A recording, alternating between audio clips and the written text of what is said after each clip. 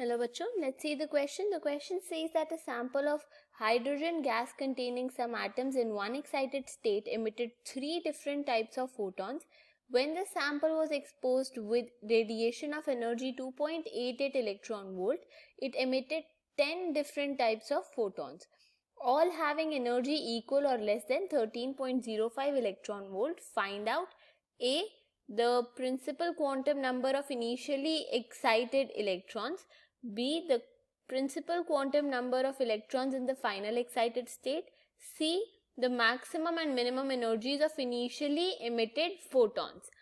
तो अगर इस क्वेश्चन में हम की कॉन्सेप्ट की बात करें तो की कॉन्सेप्ट इस क्वेश्चन में है एमिशन स्पेक्ट्रम, एमिशन स्पेक्ट्रा। क्योंकि हमारे पास initially number of photons emitted 3 थे, इसीलिए हम कह सकते हैं कि number of photons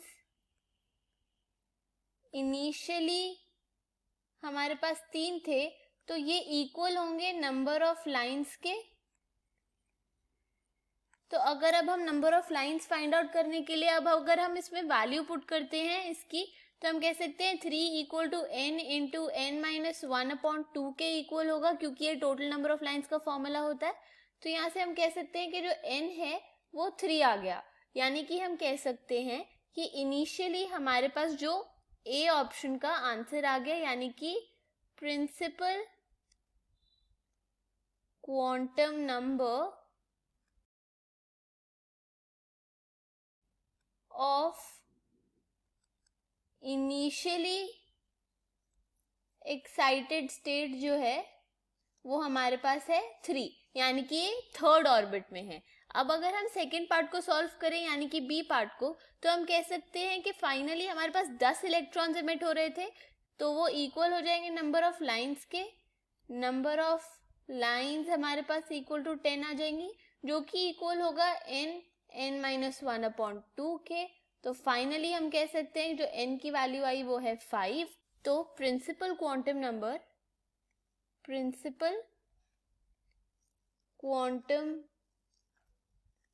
number for photons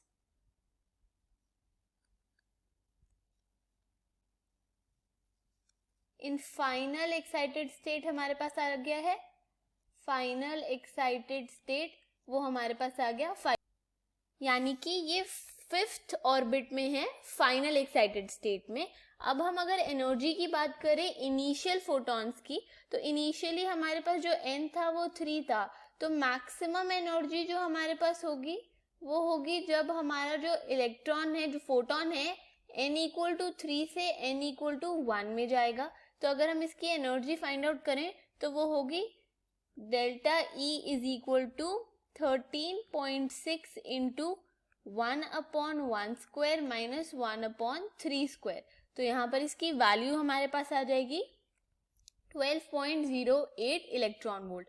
अब अगर हम बात करते हैं मिनिमम एनर्जी की, तो मिनिमम एनर्जी के लिए जो है हमारा फोटॉन n इक्वल टू 3 से n इक्वल टू 2 में जाएगा, तब मिनिमम एनर्जी रिक्वायरमेंट होगी।